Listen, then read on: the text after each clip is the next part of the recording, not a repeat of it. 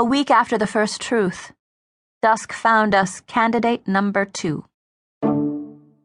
Now, I forge into that difficult territory in which I write about one of your colleagues and refer constantly to the class handout on libel and slander and how not to get sued for your work of creative nonfiction.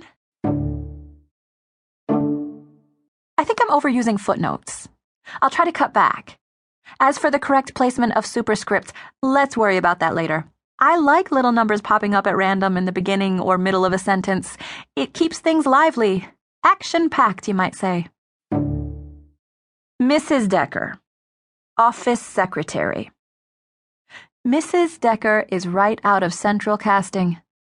The unhappy secretary, with back-combed bangs, a sun-ravaged complexion, and a dyspeptic expression. And let's not forget the poncho. Worn for most of the school year, the poncho tends to suggest a certain lightness of spirit. After all, ponchos indicate a person is a funny sort who likes to surround herself with her own snuggly body heat. Mrs. Decker's poncho had pom-poms at the edges. It looked like it was from Peru or Bolivia or some other poncho-producing nation.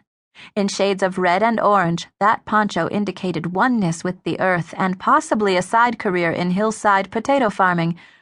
But one only needed to raise one's eyes to Mrs. Decker's face to see that the poncho was not the accurate character marker. Character markers being those smallish details that tell a bigger story about a person. Examples might include the school a person attends, Ivy League versus community college, art school versus technical, or the vehicle a person drives, Lexus versus Firefly, clothes, Hermes scarves versus ponchos. See? I pay attention in class. It ought to have been. The poncho set up expectations and then destroyed them. It might even have been a red herring.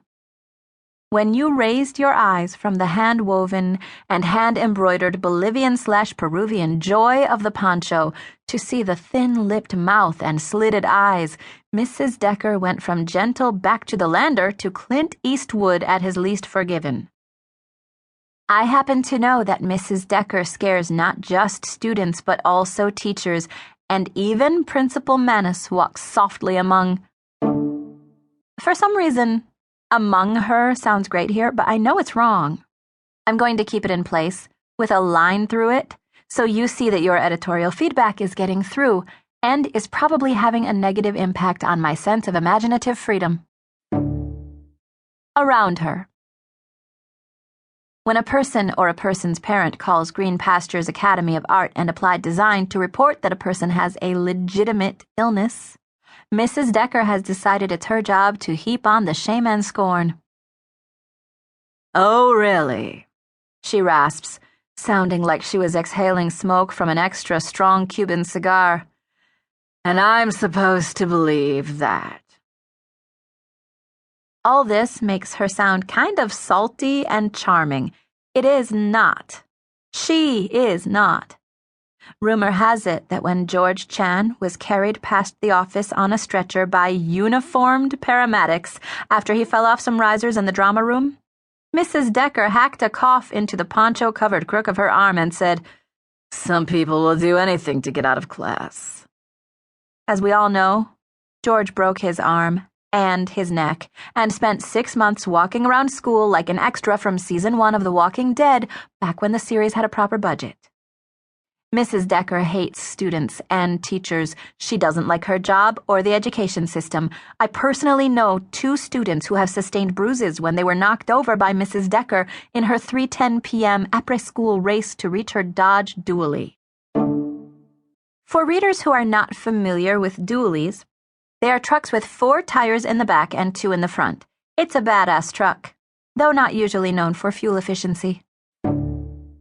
Dusk, who has a soft spot for negative people, chose Mrs. Decker to be the next target of the Truth Commission. "You can't ask her about anything personal. It's not safe," I said. "It really isn't," agreed Neil. "You can't even report an absence to that woman. Never mind ask her intimate probing questions. She'll tear your guts out," I added. Neil nodded, sighed, rallied his courage.